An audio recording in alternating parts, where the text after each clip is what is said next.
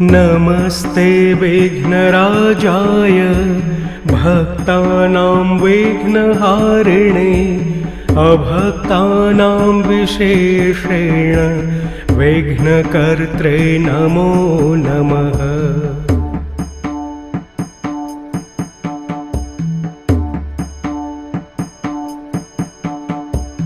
आकाशाय च भूतानां मनसे चामरेषु ते बुद्धेरिन्द्रियवर्गेषु त्रिविधाय नमो नमः।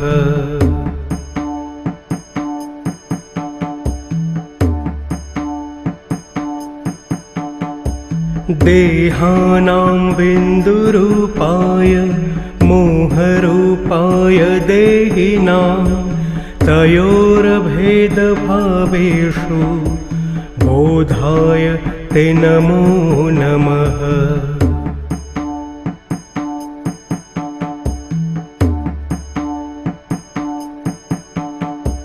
सांख्याय वैविदेहानां संयोगानां निजात्मने चतुर्णां पञ्चमायैव सर्वत्र ते नमो नमः।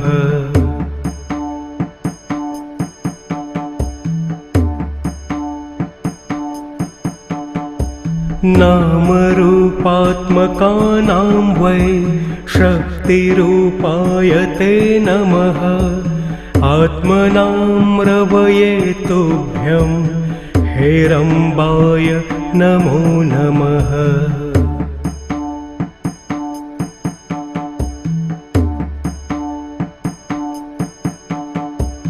आनन्दानां महाविष्णु रूपाय नेतिधारिणां शङ्कराय च सर्वेषां संयोगे गणपाय ते।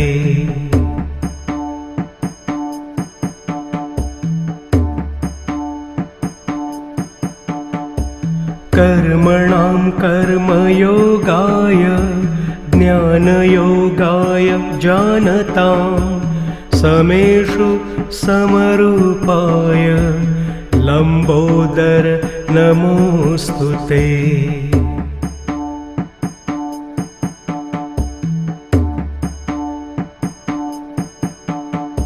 स्वाधीनानां गणाध्यक्ष सहजाय नमो नमः। तेषामभेदभावेषु स्वानन्दाय च ते नमः।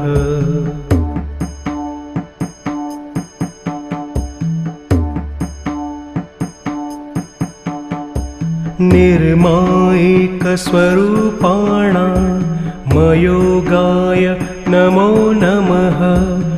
योगानां योगरूपाय गणेशाय नमो नमः।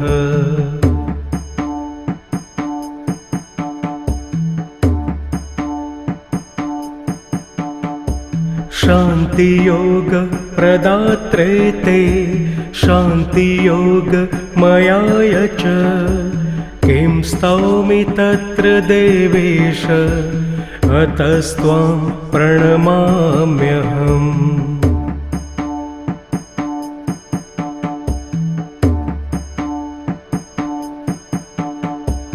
ततस्तं गणनाथो वै जगात् भक्तमुत्तमं हर्षेण महता युक्तो हर्षयन् मुनिसत्तमम्।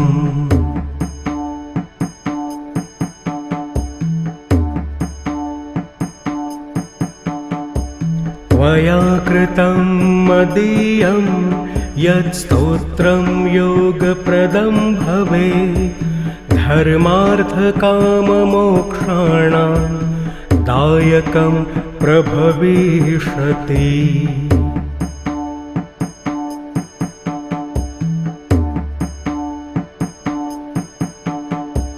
वरं वरय मतस्त्वं दास्यामि भक्तियन्त्रितः त्वत्समो न भवेता तत्त्वज्ञानप्रकाशकः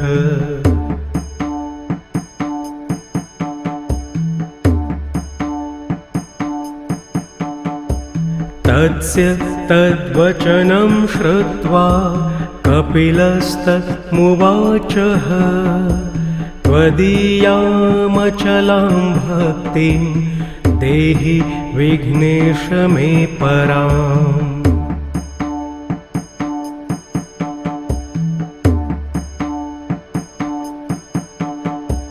त्वदीयं भूषणं दैत्यो हृत्वा सद्यो जगांह तश्चिन्तामणिं नाथ तं जित्वा मणिमानय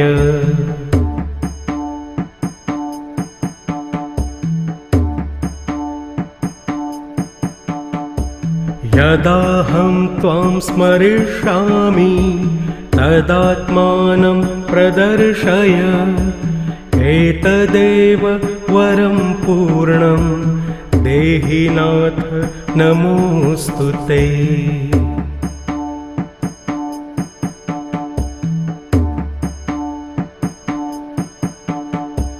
तस्य तद्वचनं श्रुत्वा हर्षयुक्तो गजाननः उवाच तं महाभक्तं प्रेमयुक्तं विशेषतः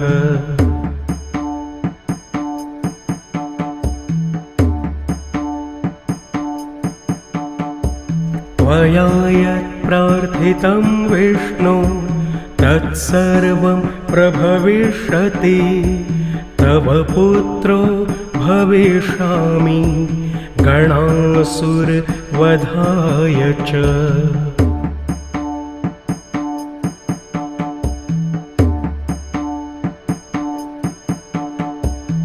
इति श्रीमुद्गलपुराणे गजाननस्तोत्रं समाप्तम्।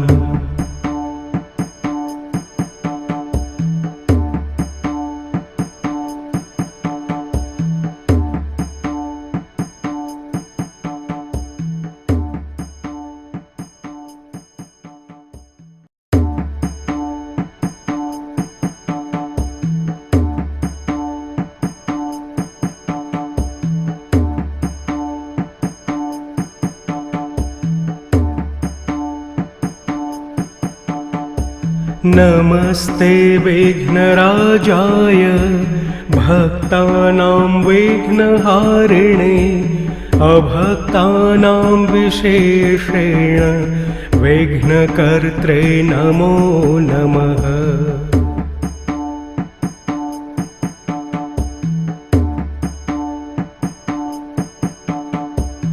आकाशाय च भूतानां मनसे चामरेषु ते बुद्धेरिन्द्रियवर्गेषु त्रिविधाय नमो नमः।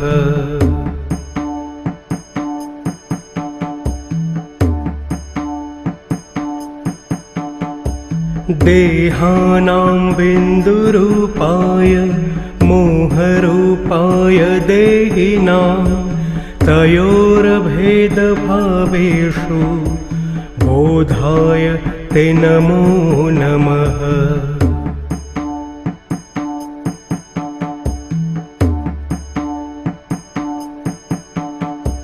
सांख्याय वैविदेहानां संयोगानां निजात्मने चतुर्णां पञ्चमायैव सर्वत्र ते नमो नमः।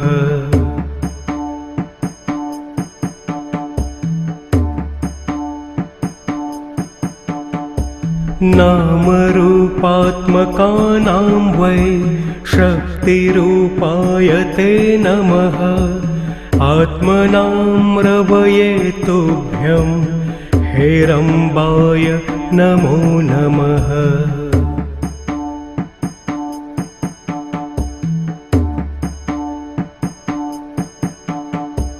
आनन्दानां महाविष्णु रूपाय नेतिधारिणां शङ्कराय च सर्वेषां संयोगे गणपायते।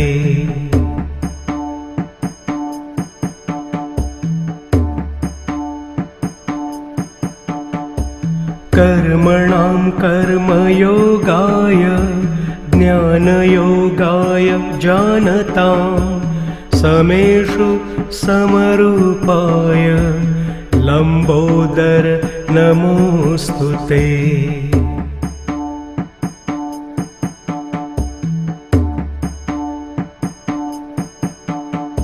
स्वाधीनानां गणाध्यक्ष सहजाय नमो नमः।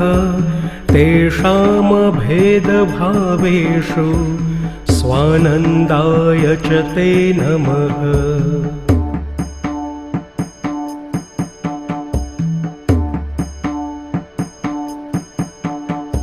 निर्मायिकस्वरूपाणां मयोगाय नमो नमः।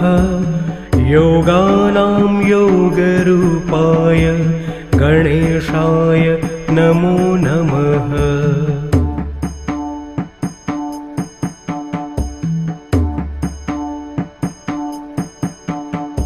शान्तियोग प्रदात्रे ते शान्तियोगमयाय च किं स्तौमि तत्र देवेश अतस्त्वां प्रणमाम्यहम्।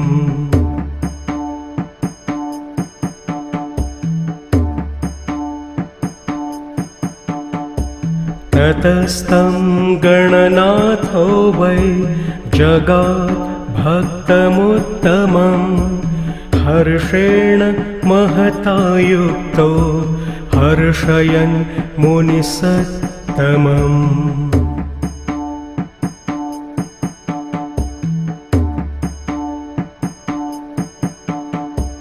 त्वया कृतं मदीयं यत् स्तोत्रं योगप्रदं भवेत् धर्मार्थकाममोक्षाणां दायकं प्रभविष्यति।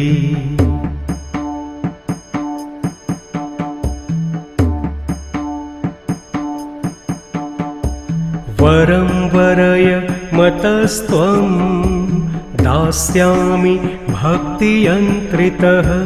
त्वत्समो न भवेत्ता तत्त्वज्ञानप्रकाशकः।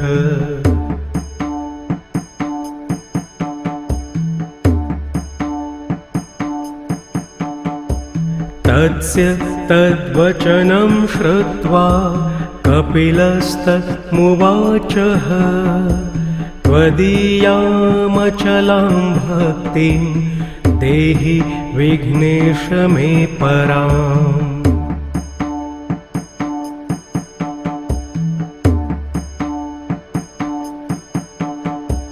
त्वदीयं भूषणं दैत्यो हृत्वा सद्यो जगांह। तश्चिन्तामणिं नाथ तं जित्वा मणिमानय।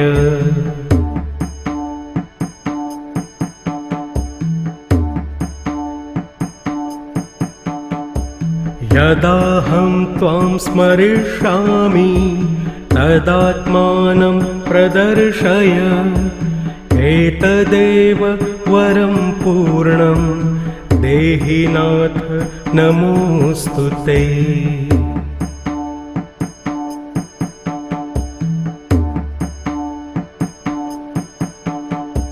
तस्य तद्वचनं श्रुत्वा हर्षयुक्तो गजाननः उवाच तं महाभक्तं प्रेमयुक्तं विशेषतः।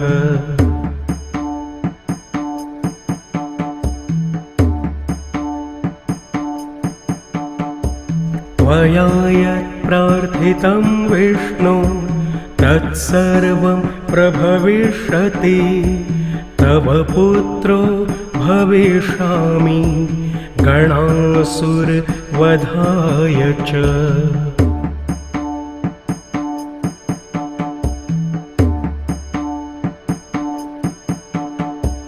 इति श्रीमुद्गलपुराणे गजाननस्तोत्रं समाप्तम्।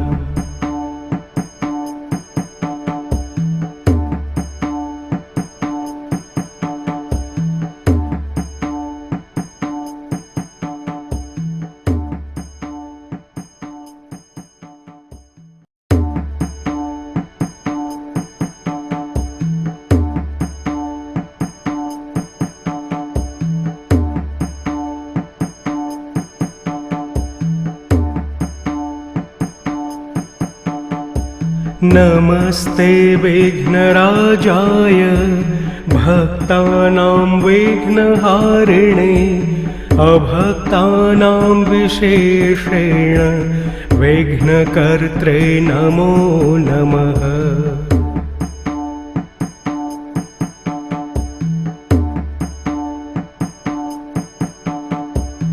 आकाशाय च भूतानां मनसे चामरेषु ते बुद्धेरिन्द्रियवर्गेषु त्रिविधाय नमो नमः।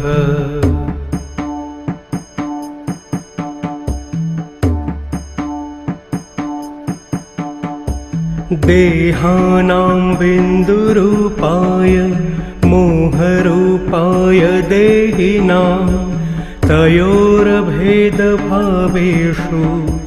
बोधाय ते नमो नमः।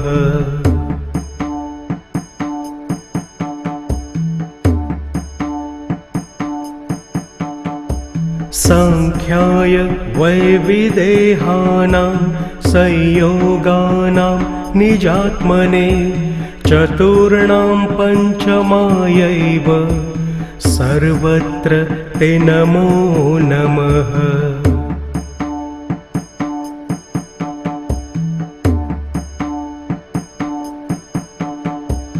नामरूपात्मकानां वै शक्तिरूपाय ते नमः। आत्मनां रवये तुभ्यं हेरम्बाय नमो नमः।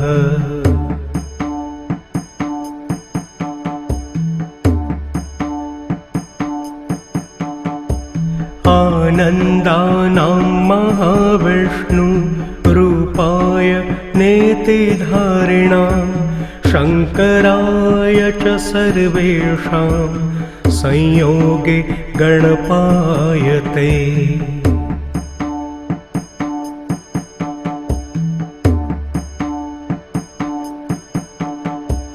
कर्मणां कर्मयोगाय ज्ञानयोगाय जानतां समेषु समरूपाय लम्बोदर नमोऽस्तु ते।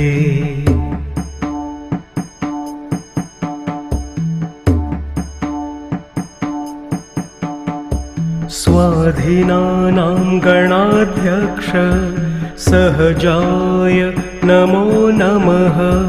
तेषामभेदभावेषु स्वानन्दाय च ते नमः।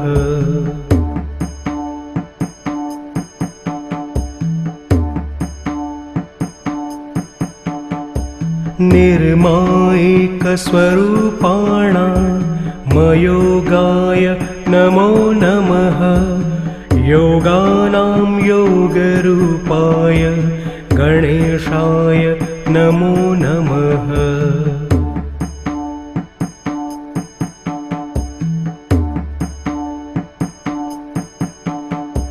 शान्तियोग प्रदात्रे ते शान्तियोगमयाय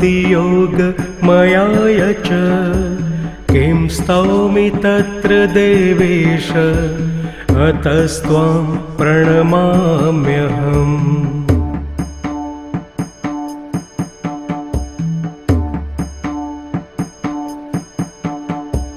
ततस्तं गणनाथो वै जगात् भक्तमुत्तमं हर्षेण महता युक्तो हर्षयन् मुनिसत्तमम्।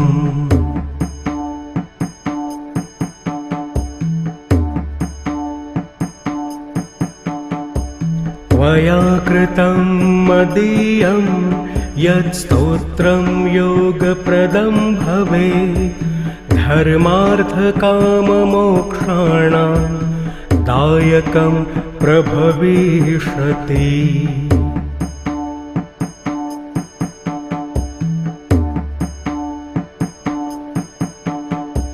वरं वरय मतस्त्वं दास्यामि भक्तियन्त्रितः त्वत्समो न भवेत्ता तत्त्वज्ञानप्रकाशकः।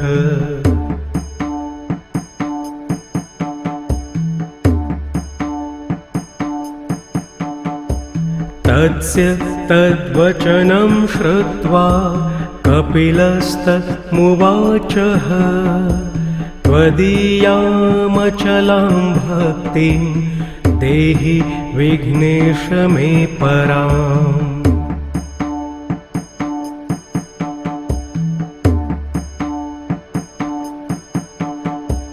त्वदीयं भूषणं दैत्यो हृत्वा सद्यो जगांह तश्चिन्तामणिं नाथ तं जित्वा मणिमानय।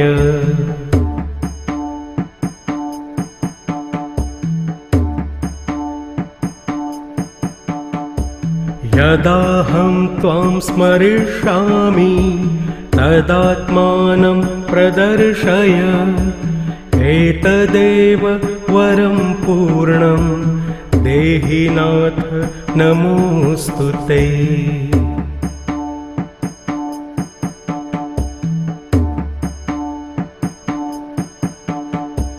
तस्य तद्वचनं श्रुत्वा हर्षयुक्तो गजाननः उवाच तं महाभक्तं प्रेमयुक्तं विशेषतः।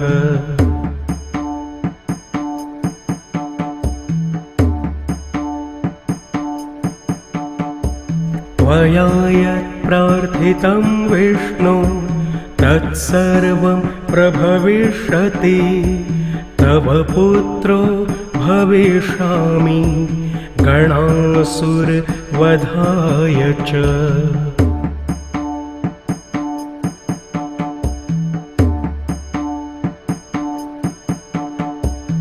इति श्रीमुद्गलपुराणे गजाननस्तोत्रं समाप्तम्।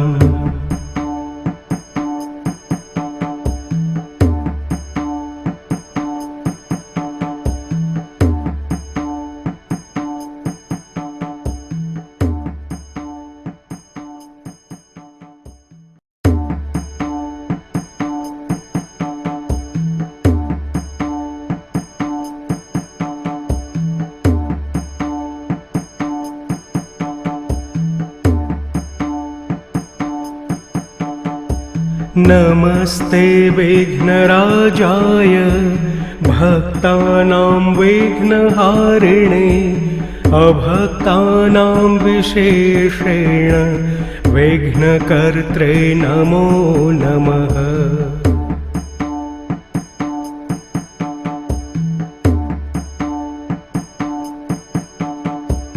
आकाशाय च भूतानां मनसे चामरेषु ते बुद्धेरिन्द्रियवर्गेषु त्रिविधाय नमो नमः।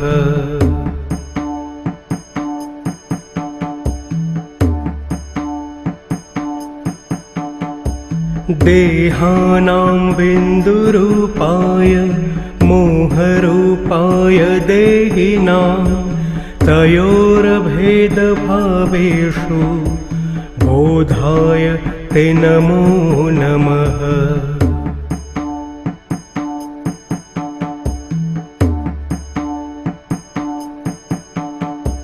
सांख्याय वैविदेहानां संयोगानां निजात्मने चतुर्णां पञ्चमायैव सर्वत्र ते नमो नमः।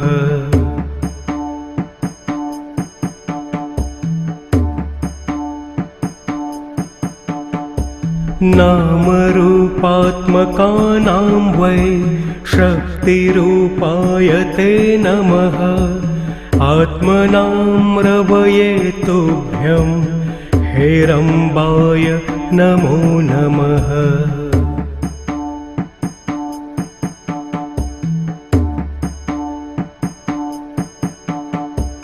आनन्दानां महाविष्णु रूपाय नेतिधारिणां शङ्कराय च सर्वेषां संयोगे गणपाय ते।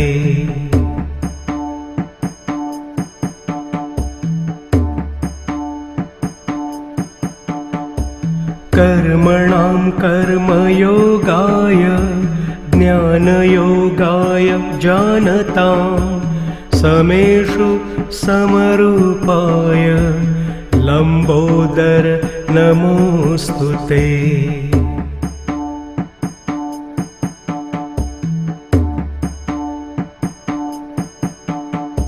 स्वाधीनानां गणाध्यक्ष सहजाय नमो नमः। तेषामभेदभावेषु स्वानन्दाय च ते नमः।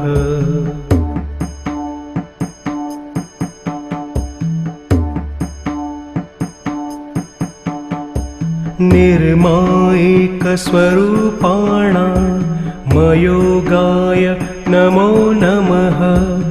योगानां योगरूपाय गणेशाय नमो नमः।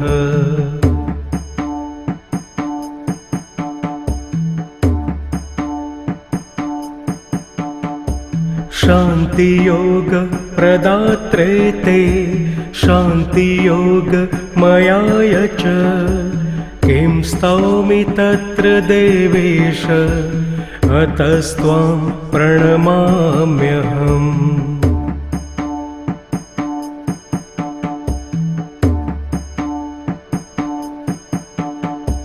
ततस्तं गणनाथो वै जगात् भक्तमुत्तमं हर्षेण महता युक्तो हर्षयन् मुनिसत्तमम्।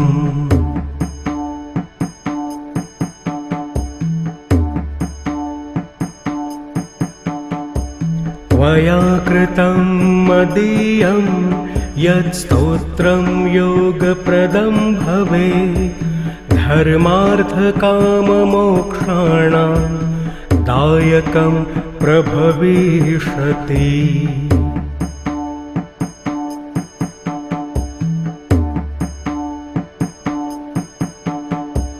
वरं वरय मतस्त्वं दास्यामि भक्तियन्त्रितः त्वत्समो न भवेता तत्त्वज्ञानप्रकाशकः।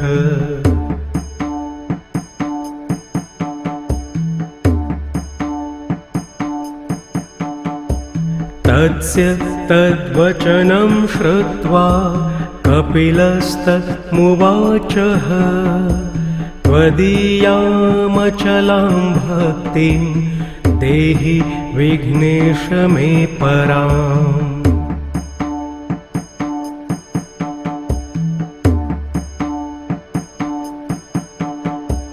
त्वदीयं भूषणं दैत्यो हृत्वा सद्यो जगांह तश्चिन्तामणिं नाथ तं जित्वा मणिमानय।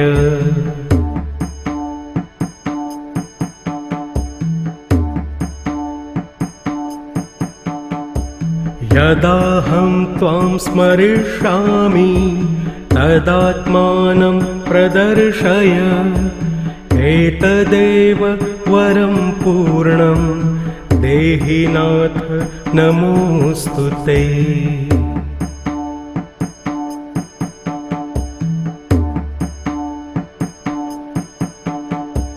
तस्य तद्वचनं श्रुत्वा हर्षयुक्तो गजाननः उवाच तं महाभक्तं प्रेमयुक्तं विशेषतः।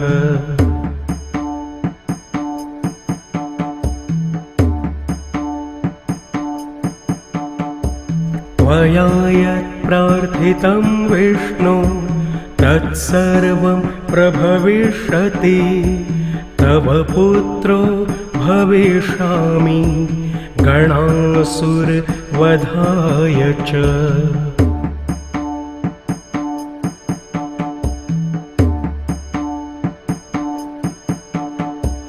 इति श्रीमुद्गलपुराणे गजाननस्तोत्रं समाप्तम्।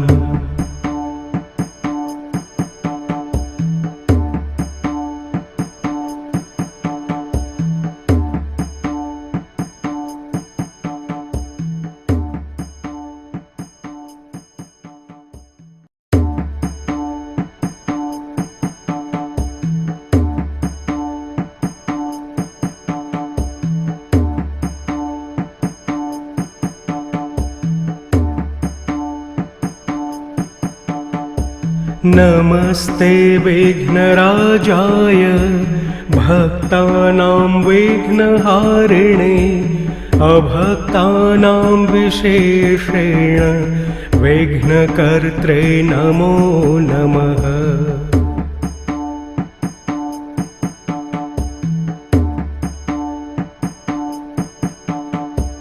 आकाशाय च भूतानां मनसे चामरेषु ते।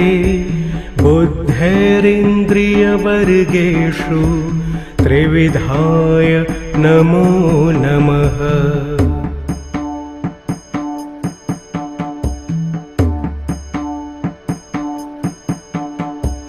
देहानां बिन्दुरूपाय मोहरूपाय देहिनां तयोरभेदभावेषु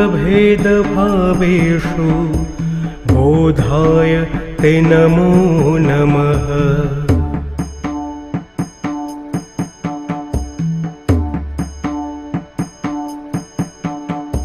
सांख्याय वैविदेहानां संयोगानां निजात्मने चतुर्णां पञ्चमायैव सर्वत्र ते नमो नमः।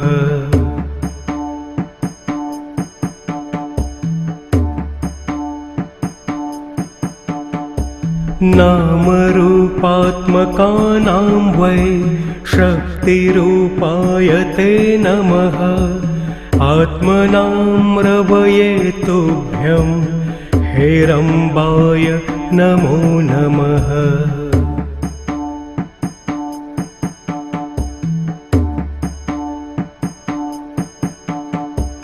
आनन्दानां महाविष्णु रूपाय नेतिधारिणां शङ्कराय च सर्वेषां संयोगे गणपाय ते।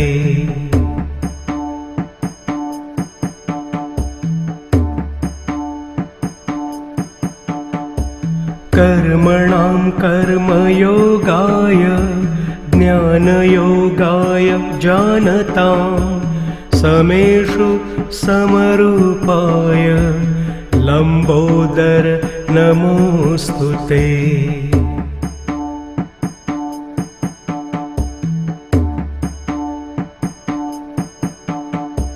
स्वाधीनानां गणाध्यक्ष सहजाय नमो नमः। तेषामभेदभावेषु स्वानन्दाय च ते नमः।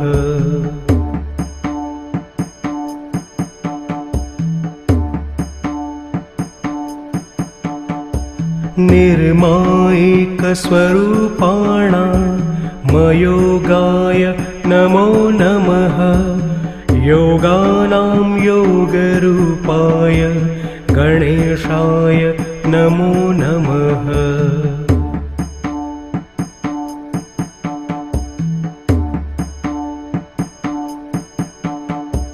शान्तियोग प्रदात्रे ते शान्तियोग मयाय च किं स्तौमि तत्र देवेश अतस्त्वां प्रणमाम्यहम्।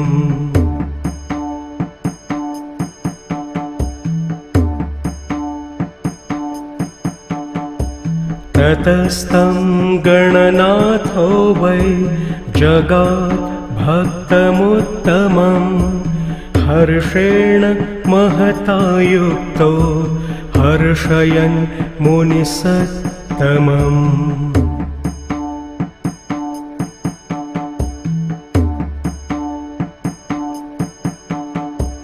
त्वया कृतं मदीयं यत् स्तोत्रं योगप्रदं भवेत् धर्मार्थकाममोक्षाणां दायकं प्रभविष्यति।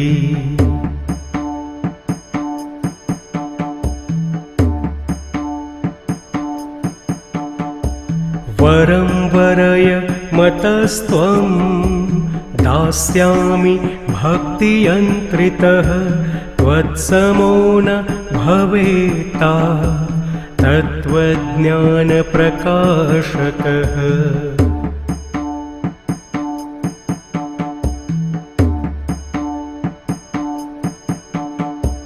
तस्य तद्वचनं श्रुत्वा कपिलस्तमुवाचः त्वदीयामचलां भक्तिं देहि विघ्नेश मे पराम्।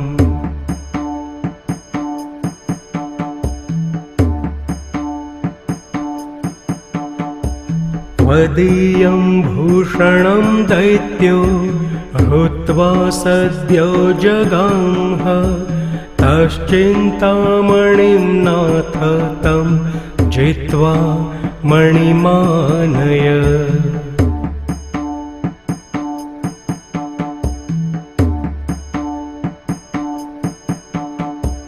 यदाहं त्वां स्मरिष्यामि तदात्मानं प्रदर्शय एतदेव वरं पूर्णं देहि नाथ नमोऽस्तु ते।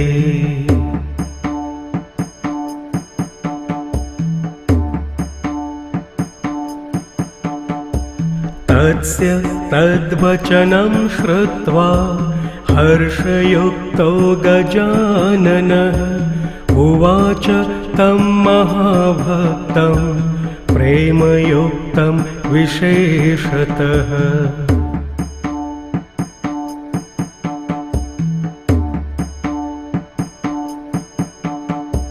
त्वया यत् प्रार्थितं विष्णो तत्सर्वं प्रभविष्यति तव पुत्रो भविष्यामि गणासुरवधाय च।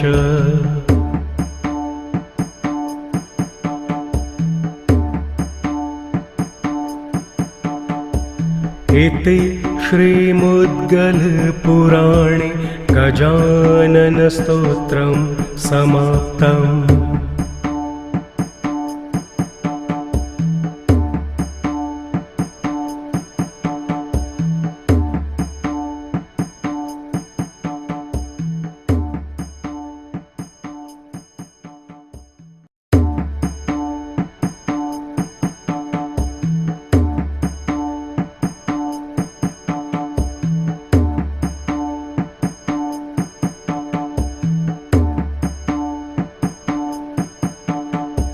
नमस्ते विघ्नराजाय भक्तानां विघ्नहारिणे अभक्तानां विशेषेण विघ्नकर्त्रे नमो नमः।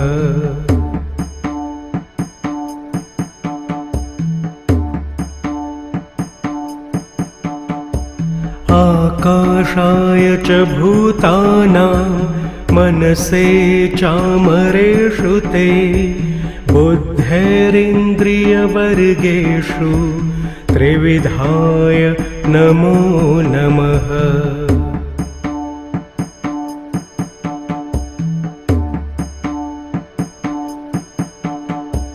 देहानां बिन्दुरूपाय मोहरूपाय देहिनां तयोरभेदभावेषु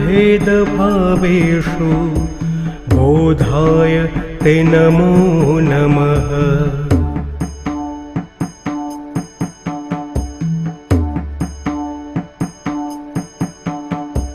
सांख्याय वैविदेहानां संयोगानां निजात्मने चतुर्णां पञ्चमायैव सर्वत्र ते नमो नमः।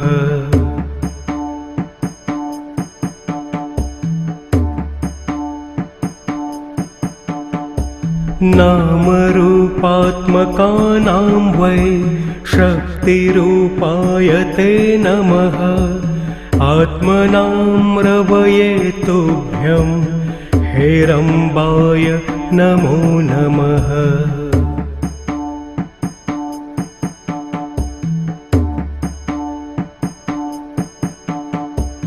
आनन्दानां महाविष्णु रूपाय नेतिधारिणां शङ्कराय च सर्वेषां संयोगे गणपाय ते।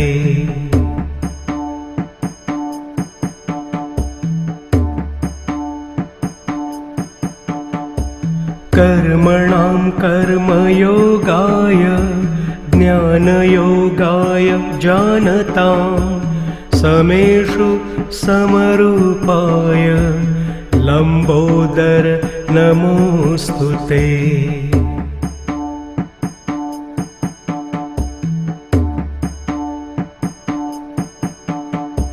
स्वाधीनानां गणाध्यक्ष सहजाय नमो नमः। तेषामभेदभावेषु स्वानन्दाय च ते नमः।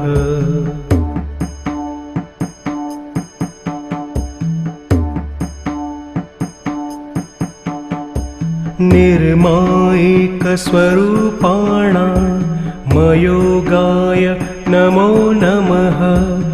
योगानां योगरूपाय गणेशाय नमो नमः।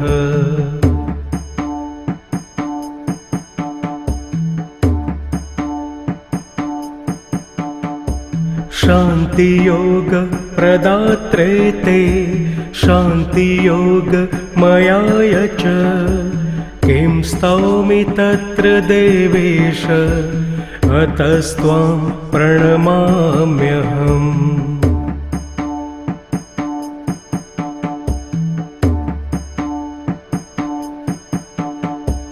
ततस्तं गणनाथो वै जगात् भक्तमुत्तमं हर्षेण महता युक्तो हर्षयन् मुनिसत्तमम्।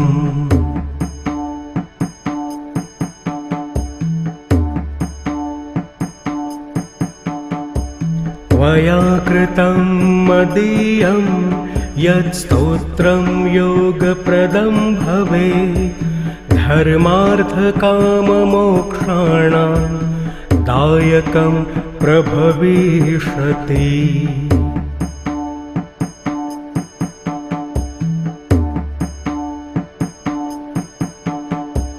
वरं वरय मतस्त्वं दास्यामि भक्तियन्त्रितः त्वत्समो न भवेता तत्त्वज्ञानप्रकाशकः।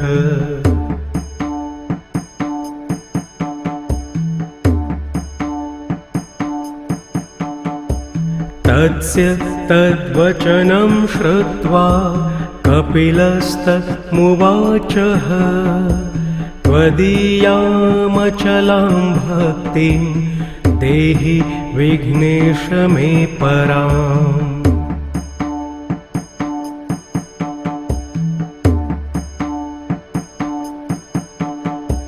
त्वदीयं भूषणं दैत्यो हृत्वा सद्यो जगांह तश्चिन्तामणिं नाथ तं जित्वा मणिमानय।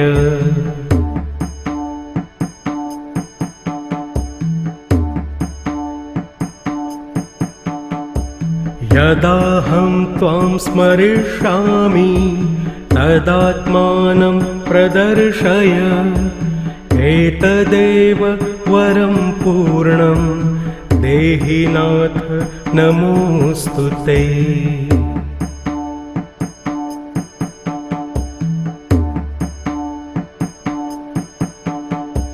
तस्य तद्वचनं श्रुत्वा हर्षयुक्तो गजाननः उवाच तं महाभक्तं प्रेमयुक्तं विशेषतः।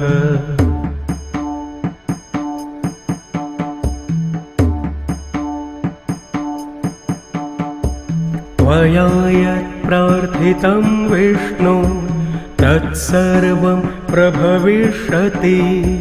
तव पुत्रो भविष्यामि गणासुरवधाय च।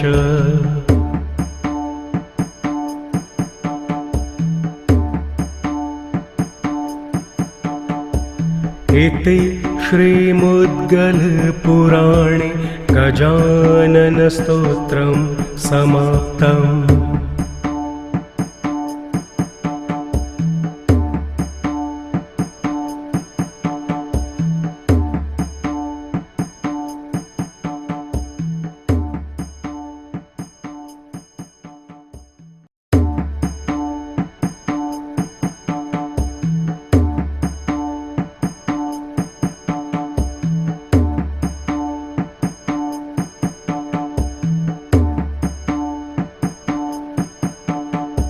नमस्ते विघ्नराजाय भक्तानां विघ्नहारिणे। अभक्तानां विशेषेण विघ्नकर्त्रे नमो नमः।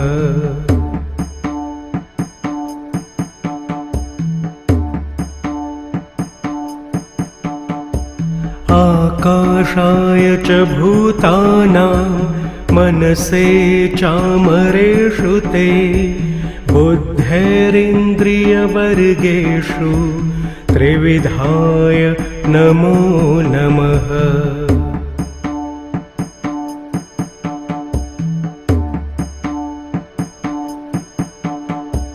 देहानां बिन्दुरूपाय मोहरूपाय देहिनां तयोरभेदभावेषु बोधाय ते नमो नमः।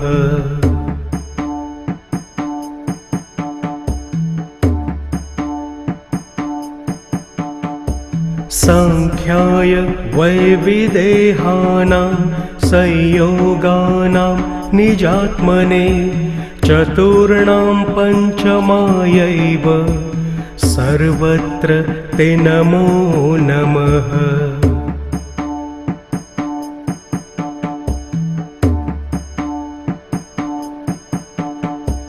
नामरूपात्मकानां वै शक्तिरूपाय ते नमः।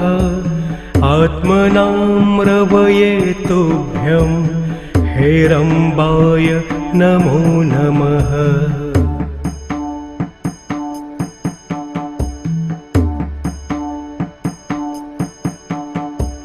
आनन्दानां महाविष्णु रूपाय नेतिधारिणां शङ्कराय च सर्वेषां संयोगे गणपाय ते।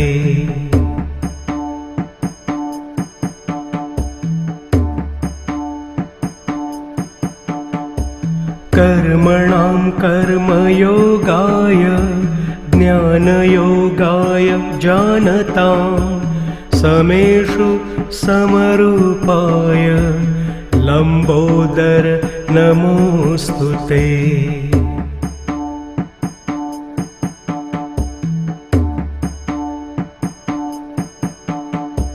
स्वाधीनानां गणाध्यक्ष सहजाय नमो नमः। तेषामभेदभावेषु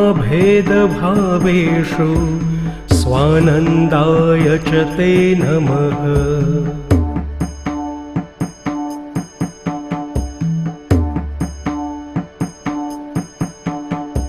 निर्मायिकस्वरूपाणामयोगाय नमो नमः। योगानां योगरूपाय गणेशाय नमो नमः।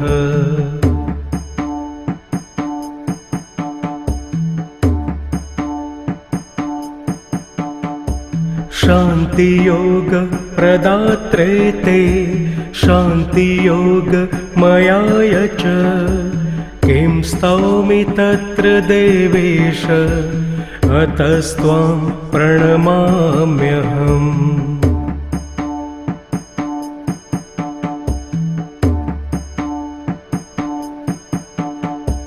ततस्तं गणनाथो वै जगात् भक्तमुत्तमं हर्षेण महता युक्तो हर्षयन् मुनिसत्तमम्।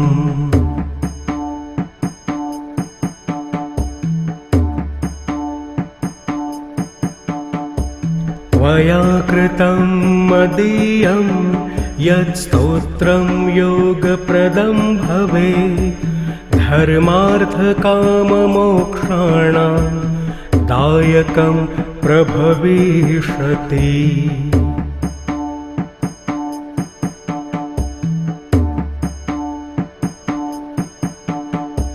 वरं वरय मतस्त्वं दास्यामि भक्तियन्त्रितः त्वत्समो न भवेत्ता तत्त्वज्ञानप्रकाशकः।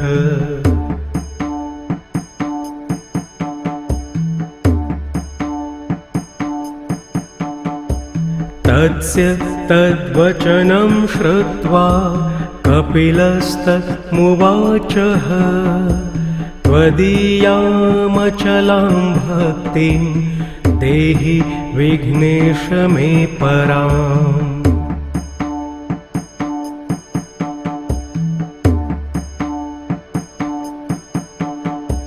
त्वदीयं भूषणं दैत्यो हृत्वा सद्यो जगांह तश्चिन्तामणिं नाथ तं जित्वा मणिमानय।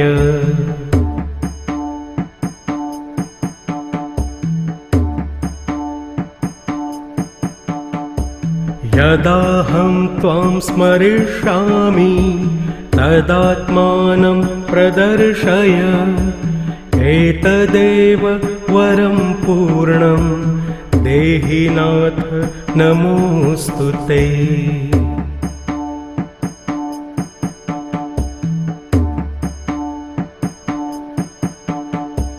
तस्य तद्वचनं श्रुत्वा हर्षयुक्तो गजाननः उवाच तं महाभक्तं प्रेमयुक्तं विशेषतः।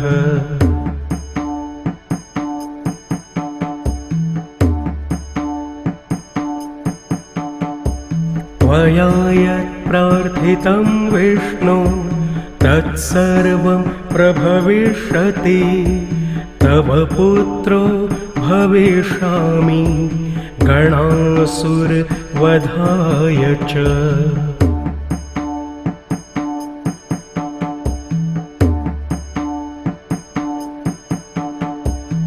इति श्रीमुद्गलपुराणे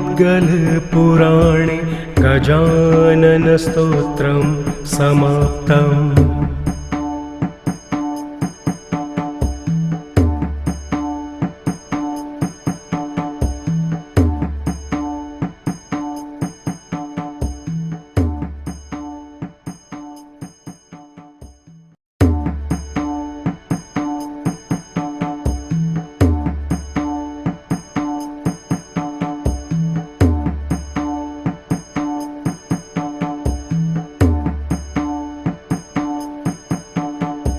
नमस्ते विघ्नराजाय भक्तानां विघ्नहारिणे अभक्तानां विशेषेण विघ्नकर्त्रे नमो नमः।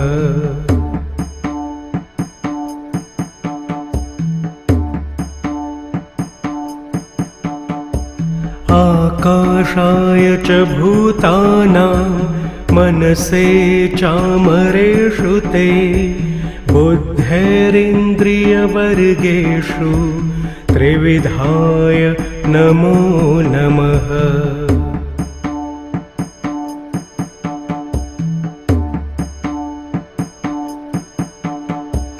देहानां बिन्दुरूपाय मोहरूपाय देहिनां तयोरभेदभावेषु बोधाय ते नमो नमः।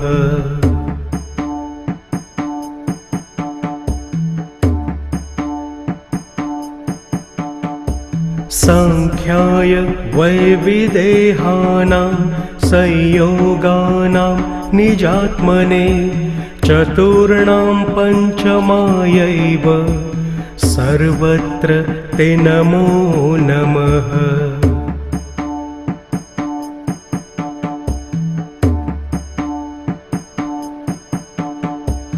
नामरूपात्मकानां वै शक्तिरूपाय ते नमः। आत्मनां रवये तुभ्यं हेरम्बाय नमो नमः।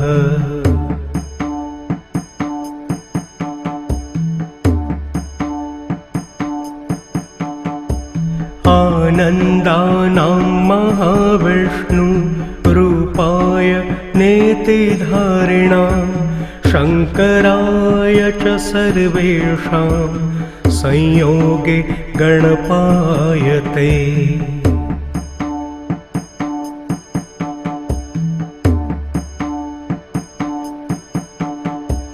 कर्मणां कर्मयोगाय ज्ञानयोगाय जानतां समेषु समरूपाय लम्बोदर नमोऽस्तु ते।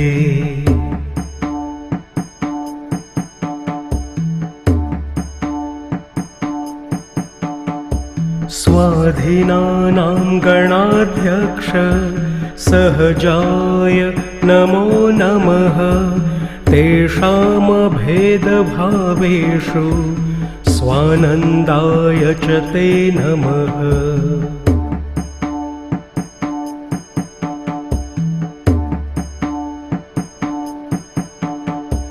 निर्मायिकस्वरूपाणां मयोगाय नमो नमः।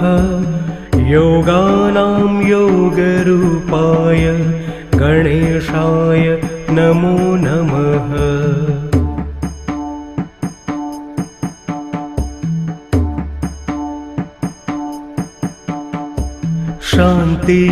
शान्तियोगप्रदात्रे ते शान्तियोगमयाय च किं स्तौमि तत्र देवेश अतस्त्वां प्रणमाम्यहम्।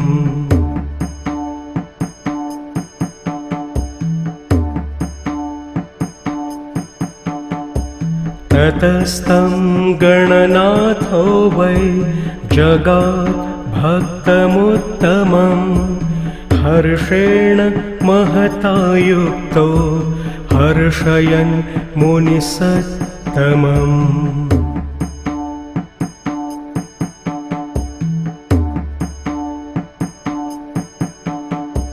त्वया कृतं मदीयं यत् स्तोत्रं योगप्रदं भवेत् धर्मार्थकाममोक्षाणां दायकं प्रभविष्यति।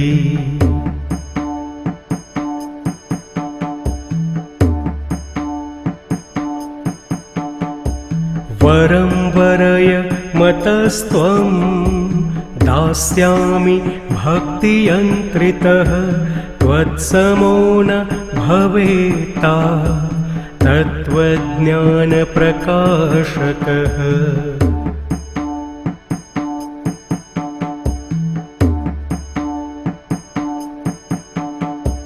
तस्य तद्वचनं श्रुत्वा कपिलस्तमुवाचः त्वदीयामचलां भक्तिं देहि विघ्नेश मे पराम्।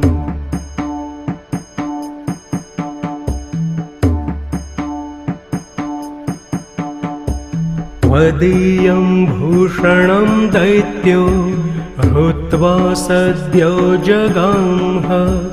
तश्चिन्तामणिं नाथ तं जित्वा मणिमानय।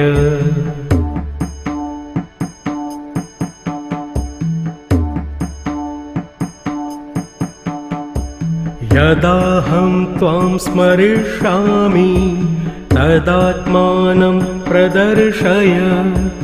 एतदेव वरं पूर्णं देहि नाथ नमोऽस्तु ते।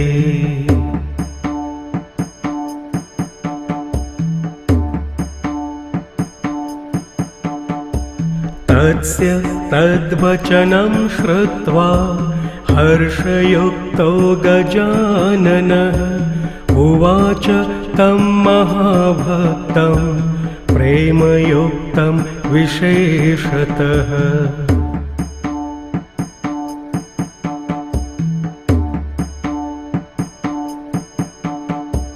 त्वया यत् प्रार्थितं विष्णो तत्सर्वं प्रभविष्यति।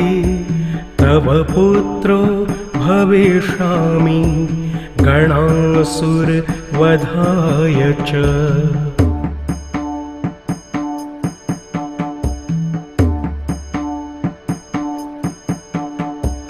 इति श्रीमुद्गलपुराणे गजाननस्तोत्रं समाप्तम्।